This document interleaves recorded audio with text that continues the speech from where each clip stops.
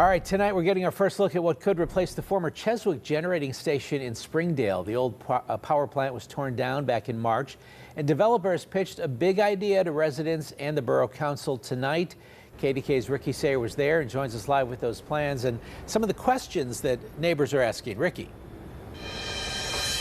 Ken, this empty lot behind me could become the first hyperscale AI data center in our region. That would mean it could support the likes of Facebook, Google, Apple, Microsoft. Now, there is still a long way to go before developers can get the approval to build, and for now, they're working to build community support.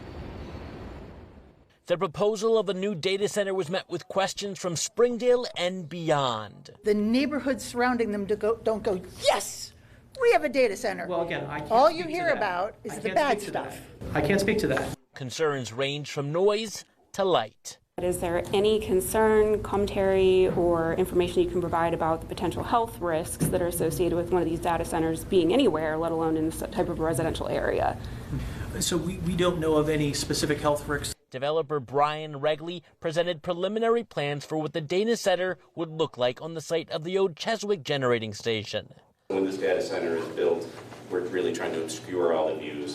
What we're presenting to you today is an opportunity to bring some of the most advanced technology, some of the largest investment in this particular zone into this community of Springdale Borough. I was a little surprised that you said that this is going to be a hyperscale data facility. That's huge. They say it would generate 80 to 100 jobs, which they admit is less than other uses, but would have smaller community impacts. So you're not talking about something that necessarily needs an advanced degree. You're talking about somebody who has strong mechanical skills, who knows how to build things. And frankly, there's a lot of people in Western Pennsylvania that know how to build things. They project 180 megawatts of power usage, roughly 20% of what the old 3 Mile Island power plant generated.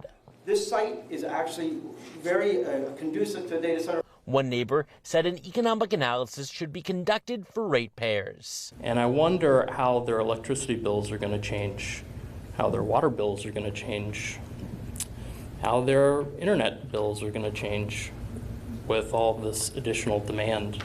Power is a significant issue, right? I do not want to come to this table and deny that. He says it's a problem that can be solved if everyone works together.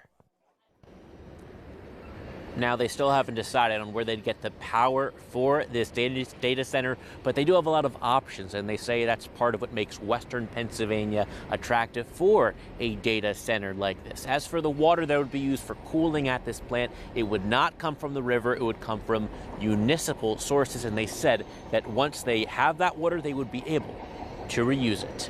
Reporting live in Springdale Borough, Ricky Sayer, KDKA-TV News. Thanks, Ricky. The Springdale project comes as local and federal leaders try to position Pittsburgh as an AI hub. President Trump and Senator Dave McCormick recently announced more than $90 billion in new investments in Pennsylvania. Billionaire and Mount Lebanon native Mark Cuban says he's thrilled to see that going on here in his hometown. He says everyone should learn about AI or they could be left behind. Learn all you can about AI. There's going to be two types of companies in this world, those who are great at AI and everybody else. And it's such a unique time for everybody. You know, we're all curious and concerned about the impact AI is going to have. My advice to everybody, not just, CMU or Pitt, whoever students, is spend as much time and learn as much as you can. Don't be afraid of it. It's really an amazing tool, just like any other.